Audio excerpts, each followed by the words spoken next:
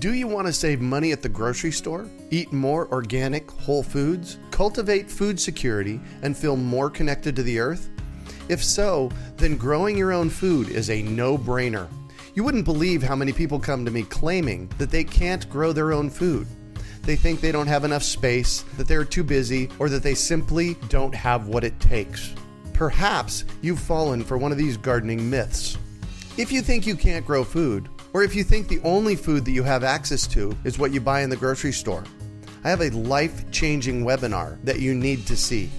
It's free and will help you unearth your inner gardener. I've helped thousands of people just like you learn to grow their own food, and I'm speaking from my own experience when I say that with the right knowledge in place, there is no such thing as a black thumb. With this webinar, you can begin making your garden dreams come true and start growing delicious, nutritious food for your family. Just text GARDEN to 44222 or go to iwanttogarden.com and you will receive our free webinar about the 7 key factors you need to know to grow your own food. Remember, that's GARDEN to 44222 or iwanttogarden.com. You're listening to the Urban Farm Podcast, your partner in the Grow Your Own Food revolution. Whether you've just been introduced to urban farming or you're a lifelong advocate, we're sure you'll leave feeling more informed, equipped, and empowered to dig deeper into the soil of your local food economy. With you every step of the way, here's your host, Greg Peterson. Today on the Urban Farm Podcast, we have Molly Cole of Our Little Acre Farm to talk about her experience with starting her farm in Spokane, Washington. Molly comes from a long line of farmers in Washington State. She grew up on a farm with chickens, cows, pigs, and the occasional turkey. Molly now has 2 boys and her own acre in Spokane where she raises chickens, honeybees, and of course, fruits and veggies.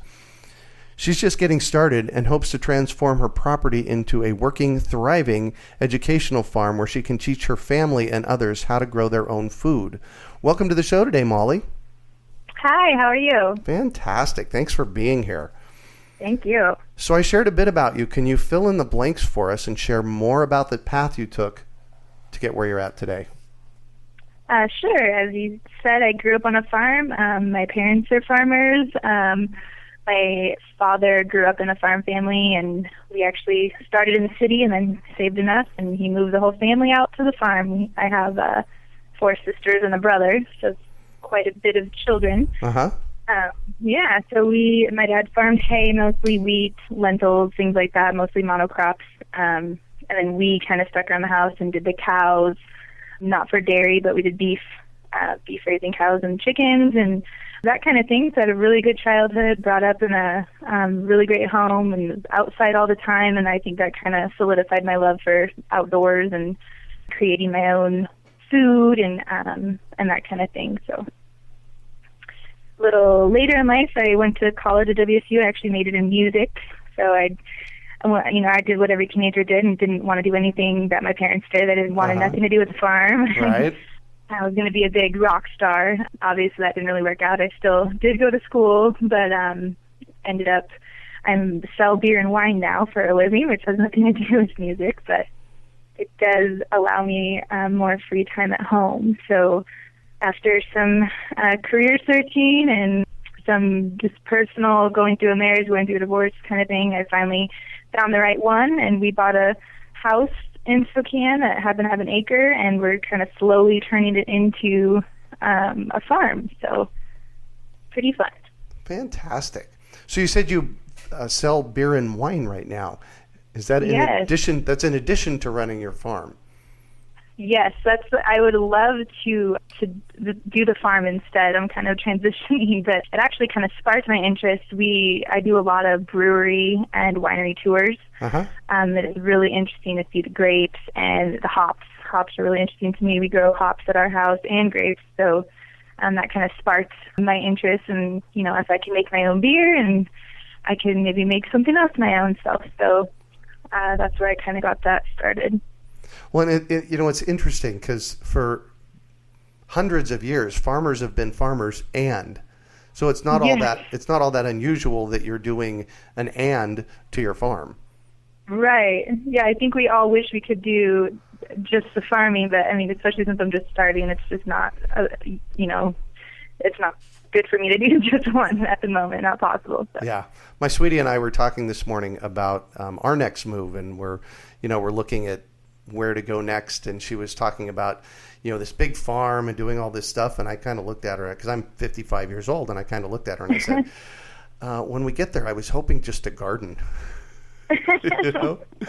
Yeah, that's great. Yeah, just grow our own food. So tell me about your farm. Yeah, like I said, we just kind of started the gardening side, but when we bought the house, it had an old beehive there. There were no bees in it, but it was just an old beehive. It was all broken. And I tried to sell it because I was like, I don't want anything to do with this, and nobody would buy it. So my husband, fiance, he's a city boy, and so he's like, well, I don't know what to do with it. And I kind of decided, I'm like, well, I saw an ad for a beekeeper's course in Washington State. You have to complete a course and get a certification to have bees. Oh, interesting. So I did the course, and it actually completely sparked my interest. It was something I really wanted to do, so I went ahead, and luckily I have really good support with my fiance, and he helped me completely rebuild all the hives, build me 3 or 4 more hives, and tables to put them on and stuff. And then I did the class, met some great people, showed me how to get the bees and all that. So now I have 5 hives right now, and I'm probably going to have 6 or 7 this weekend because I have to split a couple. But that's just been one of the coolest things I've done. The two kids, one's 10 and one's 6, and it's the coolest thing. They've got their little bee suits, and they can get right in there and see the eggs and the larvae. Nice. Yeah, so that's been cool. And I've gone to a couple classrooms and done talks on the bees, so it's just been something I really, really like to do. So that's kind of where the farming started, and it grew from there. So what else? You have an acre. And what else are you growing? Well, we have the chickens. I have 11 hens right now. I've just started laying. We have three that are laying, so everybody loves to go out and see if there's any eggs that day. Oh, yeah, exactly.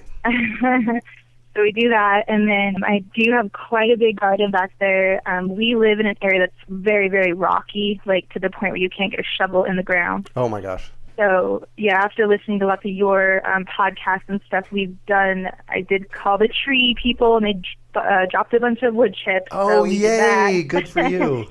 Yeah, we did that, and then he built me some raised beds back there, too, because we can't really turn the soil very well. So we have compost set up back there, and I'm slowly taking over the yard, trying to convince, he's a city guy and he loves his big yard, so I'm trying to slowly kind of get rid of the grass. So we do have some fruit trees, pear, peaches, apricots, cherries. I try to get my hands on a fruit tree whenever I can. So yeah, we do the grapes and the hops too as well, and lots of raspberries and just the basic lettuces, squash, corn, pumpkins, that kind of thing. So nice. So what is your intent for your farm? In the bio, it mentioned education. So tell me about that.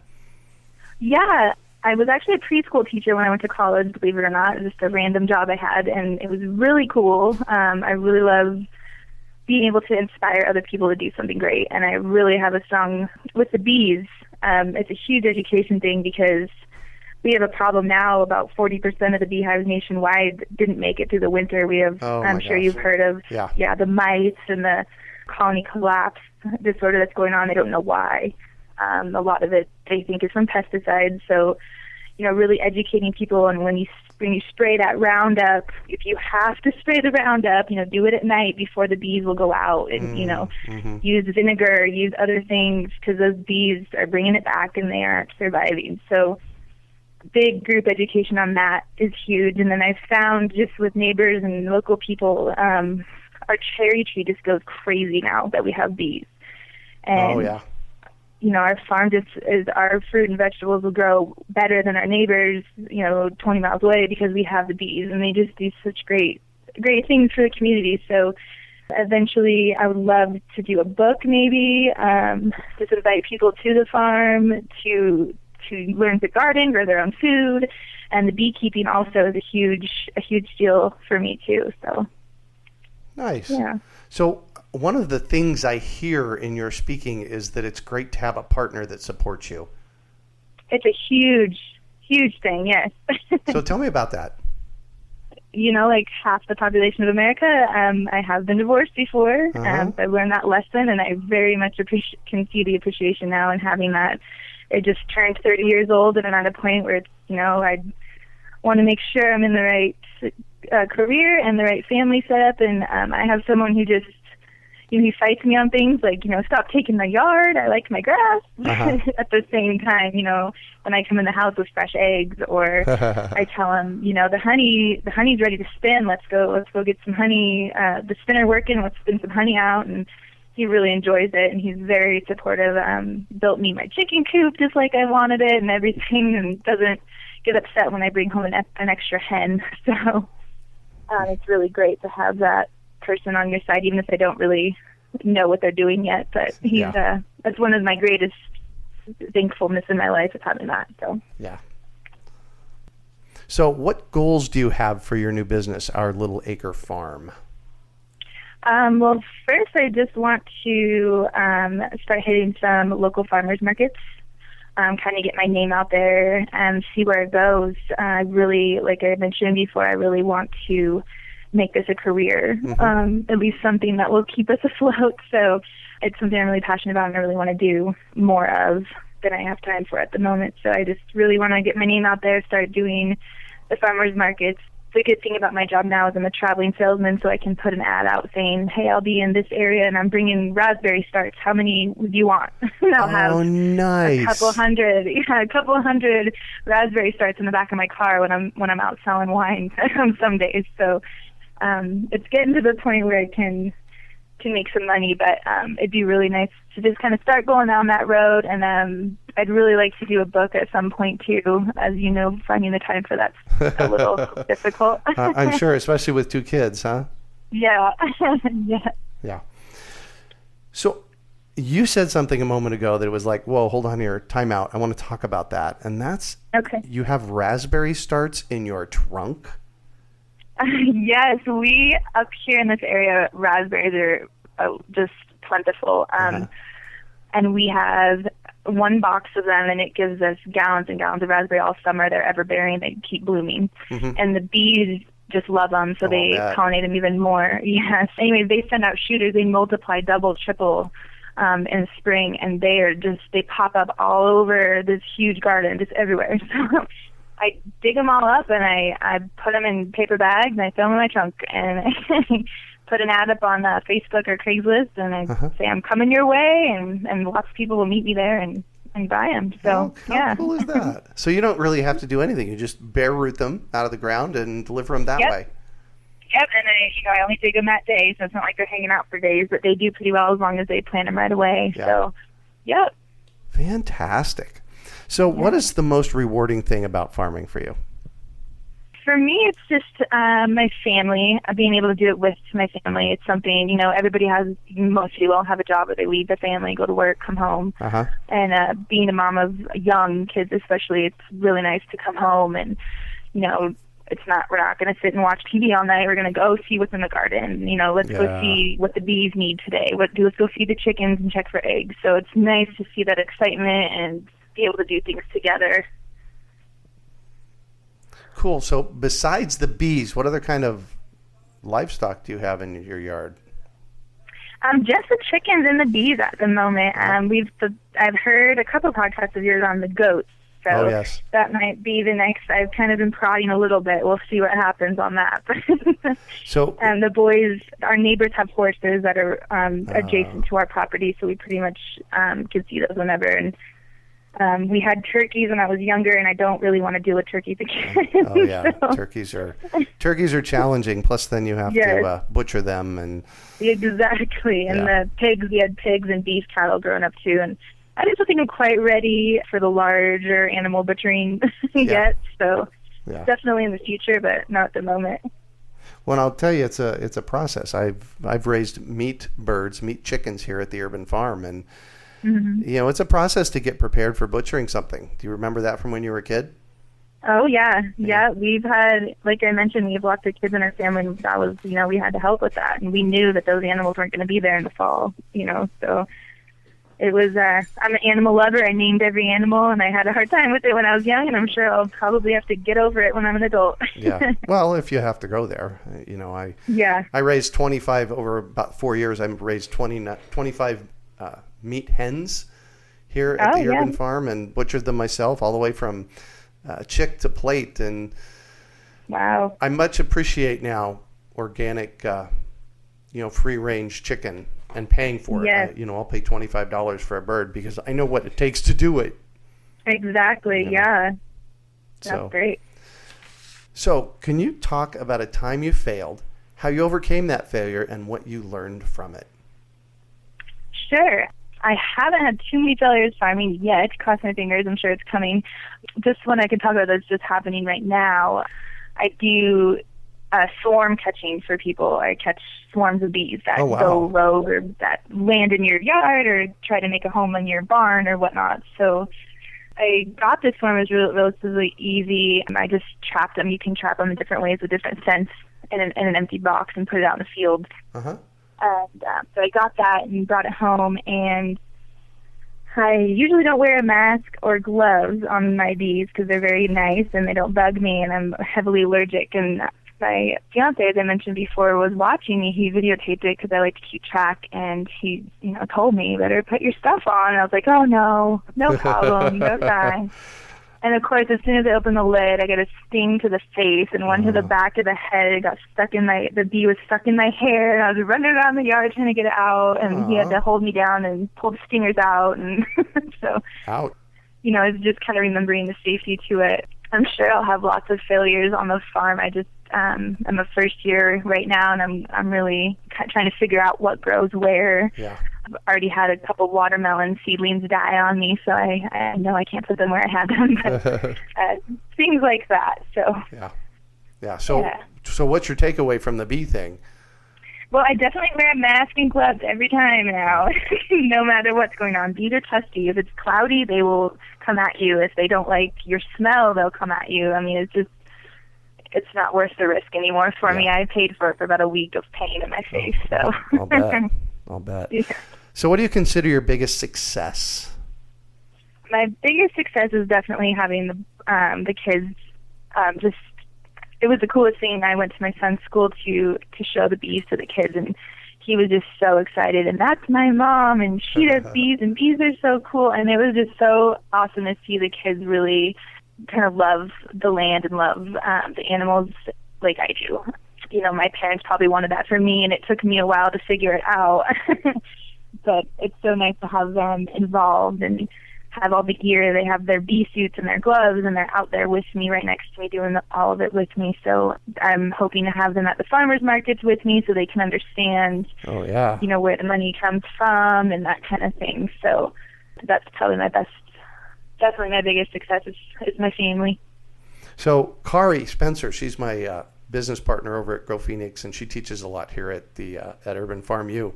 One of the things that she has her kids do is save and package seeds.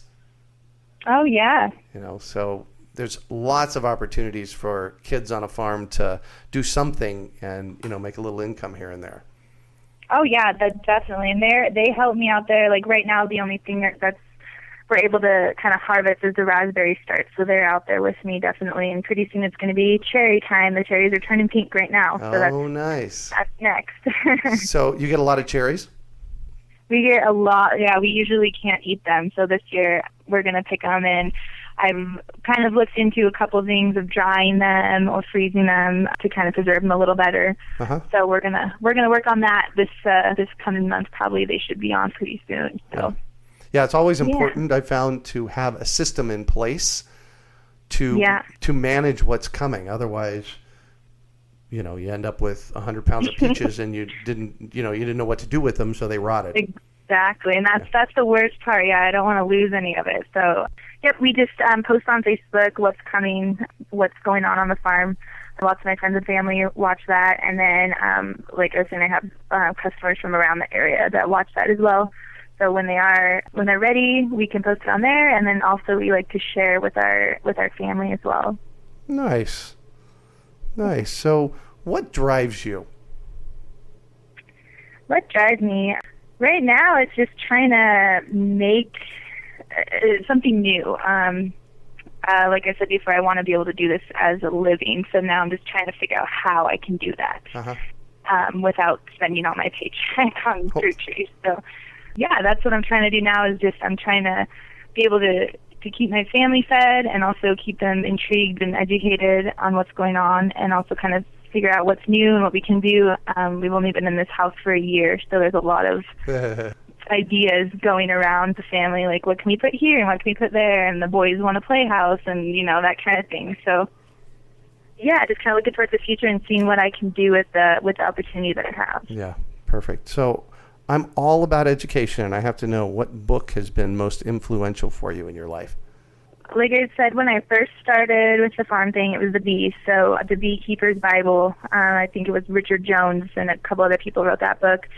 There's a basic, well, it's not really basic, it's very detailed, but for a basic beekeeper, it gives you all kinds of ins and outs of beekeeping. I'm a huge, my age of people is really computer technology, so I'm a huge podcast person, so I listen to tons of podcasts, and that's how I kind of learned about bees mostly in the first place. So I think that's just a huge opportunity for people too that may not have time to read or whatnot. So that's where I learned most of it too, is they have many beekeeping podcasts, and obviously your podcast and other gardening podcasts from all over the world. So it's really interesting. You get a lot of information that way too. Cool. Tell me about one of the podcasts, one of your favorite gardening podcasts. Besides yours, the Beekeepers, Backyard Beekeepers, I believe it is great. There's a couple other ones too that are really good, but that one's really awesome. The Kiwi Mana Buzz Beekeeping Podcast, they're out of New Zealand, which you think would be kind of weird because they're not from up here. Right. But they also deal with a lot of stuff that we deal with, and the Beekeeper's Corner podcast from New Jersey, and they're kind of far from me, but they're kind of northern-ish, so we get a lot of the same problems that the north has rather than the south with bees and gardening. So yeah, nice. So what one final piece of advice do you have for our listeners? I mean, everybody says just do it, but that's a great one, and I just think it's, even if you just have a small yard, or, I mean, I see lots of people with apartments and, we don't have room, we don't have space to do anything. I've seen people put beehives up on top of their apartment buildings with the owner's permission and stuff, and that's just, it's so cool what you can do with whatever you're given. You can have a tiny yard or a big yard or a million acres, and you can really do something cool with it, whether it be bees or a couple chickens or a couple pots with some vegetables in it. Any of those kind of things, just to be able to take care of yourself and feed yourself from your own yard, I think is a really great lesson that a lot of people I know my age don't even have on their radar right now. So that idea of just kind of preparing and providing for your own family, I think, is really great. So one of the things that I wanted to ask you, and I was remiss, so you keep bees. How much honey do you get, and how do you process that? Yeah, the honey yield really is so dependent on so many things. I haven't gotten it yet this season, but I'm actually going to probably spin out a few frames this weekend. And a frame, it just depends on how much is in there. But the bees really produce based on the temperature and the area they're in. We've got a lady in our beekeepers group that lives next to a city park that's very well maintained. Oh, nice. And her bees just blow up.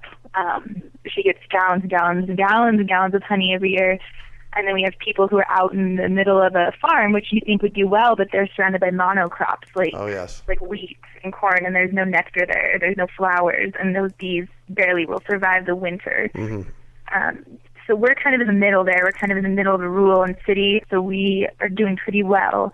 I haven't been able to bottle enough to sell or anything yet. You definitely want to feed your bees first, so we'll see how I do. But yeah, you put it in an and there's different ways to do it, but an extractor is a big silver cylinder, and it has a basket in it, and it just spins really fast. And it kind of throws the honey out, and then it comes down into a little nozzle, and you put it in a bottle, and that's it. So You don't heat it up or anything like that. It's ready to go. Wow. Cool.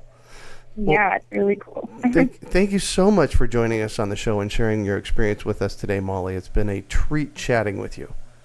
Thank you. You too. Absolutely. So how can our listeners get a hold of you? Yeah, we're just have the Little Acre Farm Facebook. It's just Our Little Acre Farm on Facebook. You can search it. It comes right up. Or you can email at ourlittleacrefarm@gmail.com. And those are the best ways to find me. Fantastic. Thank you so much. Thank you so much. Well, that's it for today. Thanks for joining us on the Urban Farm Podcast. Do you want to save money at the grocery store, eat more organic, whole foods, cultivate food security, and feel more connected to the earth? If so, then growing your own food is a no-brainer. You wouldn't believe how many people come to me claiming that they can't grow their own food. They think they don't have enough space, that they're too busy, or that they simply don't have what it takes. Perhaps you've fallen for one of these gardening myths. If you think you can't grow food, or if you think the only food that you have access to is what you buy in the grocery store, I have a life-changing webinar that you need to see. It's free and will help you unearth your inner gardener. I've helped thousands of people just like you learn to grow their own food, and I'm speaking from my own experience when I say that with the right knowledge in place, there is no such thing as a black thumb. With this webinar, you can begin making your garden dreams come true and start growing delicious, nutritious food for your family. Just text GARDEN to 44222 or go to iwanttogarden.com and you will receive our free webinar about the 7 key factors you need to know to grow your own food. Remember, that's GARDEN to 44222 or iwanttogarden.com. We hope you enjoyed today's episode of the Urban Farm Podcast. Remember to listen 3 days a week for tips, advice, and resources to help you on your journey with urban farming. You can find us on the web at urbanfarm.org or send us an email to podcast@urbanfarm.org. In the words of Vincent van Gogh, great things are done by a series of small things brought together. Be encouraged that with each lesson learned and skill developed, you are one step closer in the direction of your dreams.